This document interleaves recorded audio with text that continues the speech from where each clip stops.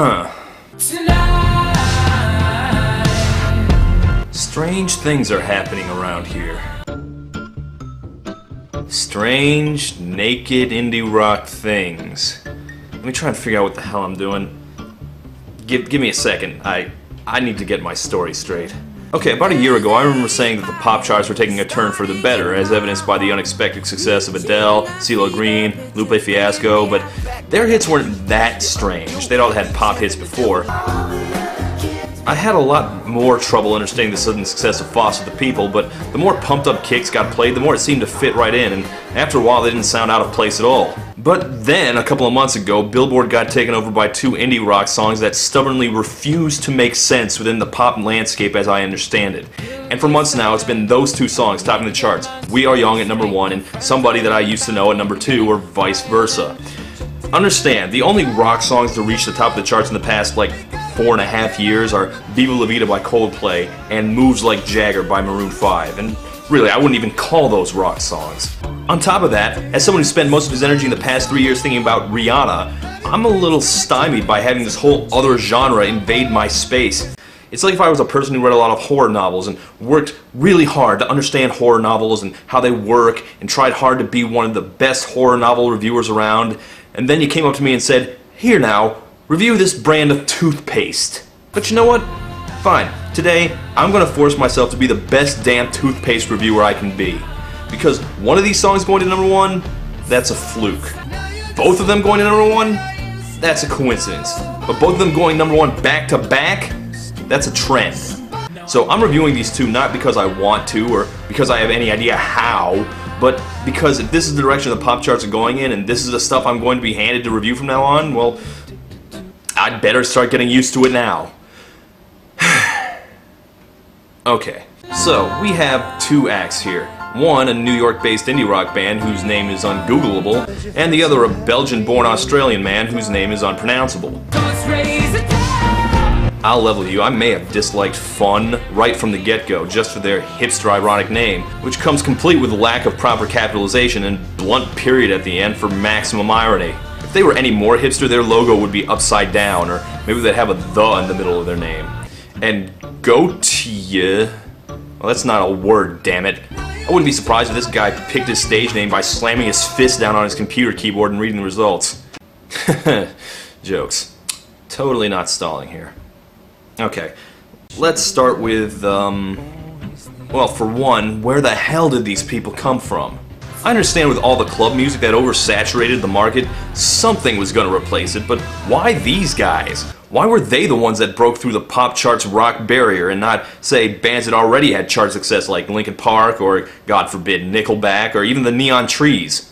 Or for that matter, why not some newer act with mountains of buzz like M83 or the Black Keys? I mean, Florence and the Machine have had 3 years of hype, and she can't get her newest single higher than the mid-70s, and a naked Australian goes to #1? And it's not like I don't try to keep my ear to the ground, I just was really taken by surprise that the indie breakthrough came from Fun featuring Janelle Monáe and Goatee featuring Kimbra. Of those 4 acts I just listed, I had heard of exactly one of them before these songs got big, and I'm not actually certain she's on the track at all. Oh, that part's her? That little part? That counts? I didn't even recognize her. I didn't even recognize I was even a different person singing. What, that 3 seconds got her a featuring credit? Oh, by the way, guys, you didn't know this, but this video is actually a crossover with, Juwario. Look! Hi. Woo! Best crossover ever! So great to collaborate with you, J-Dub. Okay, for real.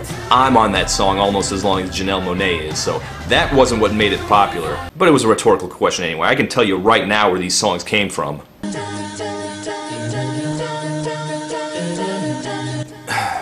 Yes, Glee. Just a small town girl. Okay, I don't really watch Glee. I think it promotes the unfair stereotype that gay people make horrible television shows. I mean, I tried watching it, but... So here's what you missed on Glee. Sue's pregnant, which is crazy. She won't say who the father is, but insists that he's famous. New Directions beat Sebastian and the Warblers, and Sebastian made up with Blaine after he realized life's too short to blind people with rock salt. Quinn thought Rachel and Finn were too young to get married and refused to go to the wedding, but then changed her mind and started texting while she raced to the courthouse and her car got hit by a truck. And that's what you missed on Glee. No. No. But I think we need to understand Glee's importance here anyway. Glee began Fun's push to #1 by covering the song way before anyone even heard of it. And while it did not start Gautier's chart climb, it definitely finished it because their cover is what pushed him over the top. And even with the glut of music talent shows we have right now, there is really no other force on television that has the power to influence our pop charts like Glee does. What I am saying is, Glee is our MTV. Let me repeat that. Glee is now our MTV. Like a truck, thighs like what, baby move your butt, I think I'm singing again. Yep. Okay, so to be fair, neither of these acts came totally from nowhere. Fun is a band that's been around for a few years. They opened for Paramore a few years ago, and they're on Fueled by Ramen, the record label that brought you Panic at the Disco, Fall Out Boy, Cobra Starship, Gym Class Heroes, basically every rock band with any pop success in the past 5 or 6 years. And Gautier, well, he's been building up buzz in his home country for a while. Still, both of these songs are pretty safely outside the mainstream. We Are Young has these rambling verses, unrelated chorus, and out-of-nowhere tempo change. For pop music, it may as well be a 7-part avant-garde opera played on the bagpipes. And this other one, Somebody That I Used to Know by Gautier, maybe Peter Gabriel or the Psychedelic Furs could have got something like this on the radio back in the mid-'80s, but for me, it's immediately different from anything I've ever heard on the radio in my lifetime. Listen to that weird instrumentation, that high ghostly wail of a voice. I don't often hear pop songs that sound like a lost song from the Corpse Bride soundtrack. Like, how did this get big? Maybe people mistook this Kimbra person for Katy Perry? I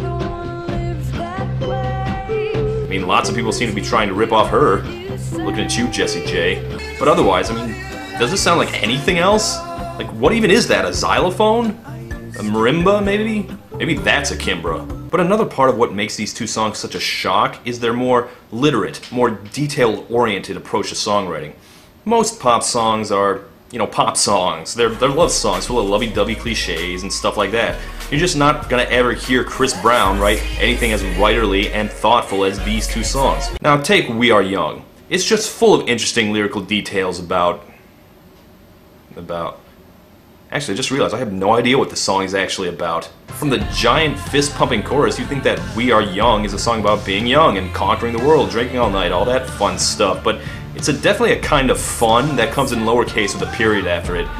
I honestly can't tell where they were going with this. Give me a second, I need to get my story straight, my friend. But he never really does get his story straight.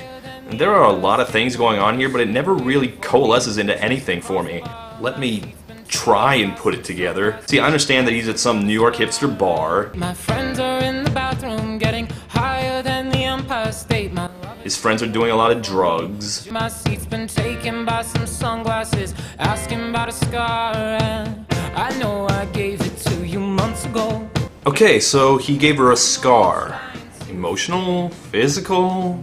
I'm gonna guess emotional. If it was a literal scar, I doubt some hipster wearing sunglasses inside at night could see it. And my apologies, you know, I'm trying hard to take it back. Well, he's definitely sorry about it, whatever he did. How this all figures into burning brighter than the sun and setting the world on fire, I don't know. He seems to want something from this woman, but I have no idea what. I know that I'm not all that you got. Where is this going? But our friends are back. It's like he was trying to write a completely different song, but then his drunk, high friends came back and were too distracting, so he wrote a song about getting shit-faced instead. So if by the time the bar closes and you feel like falling down, I'll carry you home tonight. Okay, well, what if the bar doesn't close? What if she leaves before then? What if she's perfectly capable of taking herself home at the end of the night? What's your apology good for then, huh? Now what's your song gonna be about? I mean, it's a nice gesture, but not much of one really, although I guess it works out for him. 'Cause I found someone to carry me home. But I just don't get this song. It's kind of a partying song, it's kind of a breakup/apology song, but mostly it's not either of those things. As a love song, it's unfocused and frustrating. As a party song, it's dull. It's like a spork, you know? Two things combined together thoughtlessly into one ineffective, half-functional thing you don't know what you're supposed to do with. I don't hate this song, but I just don't have any emotional clarity about how I'm supposed to respond to it, and in the end, I guess I decided to respond with nothing at all. The song doesn't really do anything for me. Sorry, just doesn't. We Are Young is full of interesting lyrics, but it's muddled and confused. The picture painted by somebody that I used to know, on the other hand, is not confused. In fact, it's quite devastatingly precise. I suspect that We Are Young, with all its mumbled, jumbled half-apologies, might be about a douchebag. Somebody that I used to know is different, though, because it's definitely about a douchebag. Not by a douchebag, but definitely about one. At the beginning, this song starts as just general post-breakup sadness. Told myself that you were right for me, but felt so lonely in your company. But somewhere along the way, it becomes pretty clear that the narrator is, kind of a whiny dick. But I was glad it was over. But you didn't have to cut me off. Here, let me sum it up for you. Breaking up with you really sucks, and I'm really sad. Not that I miss you or anything, but remember how you said you love me? Not that I miss you, because I definitely don't. It's just, you're really mean to me now. You're just a really mean person, but I don't need you anyway. You don't mean anything to me anymore, so whatever.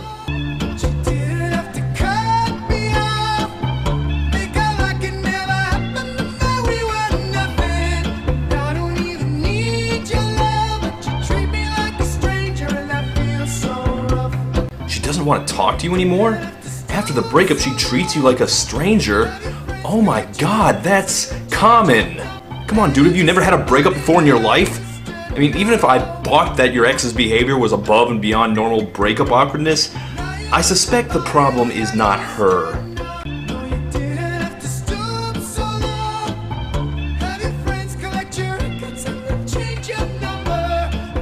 Not picking up her stuff in person, like, I guess that's kind of bitchy, but people don't generally change their numbers out of spite.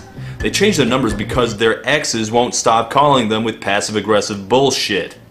Just saying. So yeah, like I said, dude sounds like a dick. But I'm pretty sure that's deliberate. If the song had stayed on this level, it might have turned out a little insufferable. But then the song takes a turn for the awesome by having the girl in the scenario walk in and give him a nice lyrical punch in the balls. Now and then I think of all the times you screwed me over, but in me believing it was always something that I'd done. Oh yes, the contrast is exquisite. See, Goatsy here is all euphemisms and innuendo and guilt-tripping, and then Kimbra comes in and just cuts right through the bullshit. So when we found that we could not make sense, well, you said that we would still be friends. Yeah, why was it we didn't make sense? All the times you screwed me over. Oh right, yes, that. You said that you could let it go, and I wouldn't catch you hung up on somebody that you used to know. Oh yeah, that's satisfying.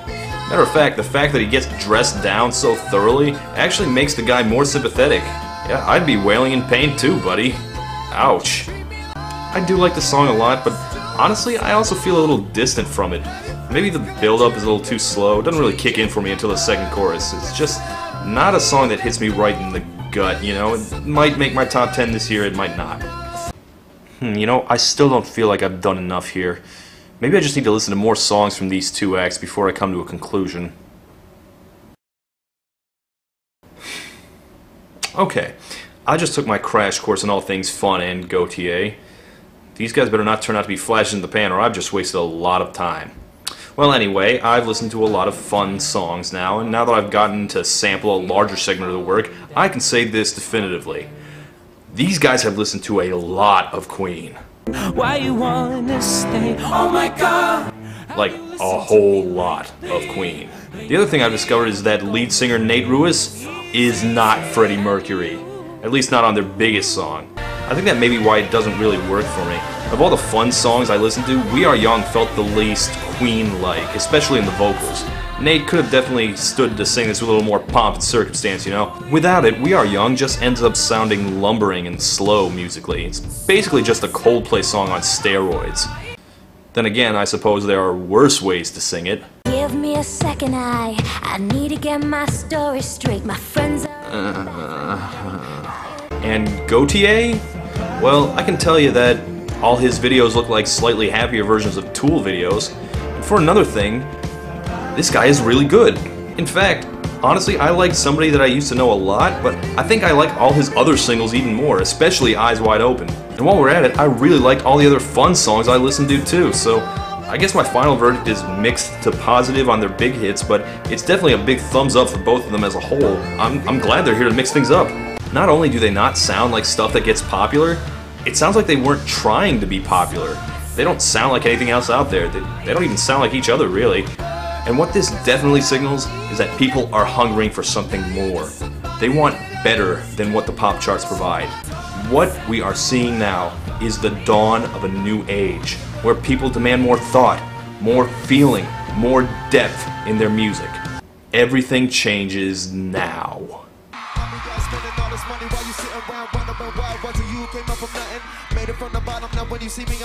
I just met you, and this is crazy, but here's my number, so call me maybe. Said I gotta be the man, I'm the head of my band, mic check 1, 2. Shut them down in the club with a Playboy dust. Or not. Look, change doesn't happen overnight, people. What do you want from me? Glee, it's a feeling you get when your brain finally lets your heart get in its pants. Glee!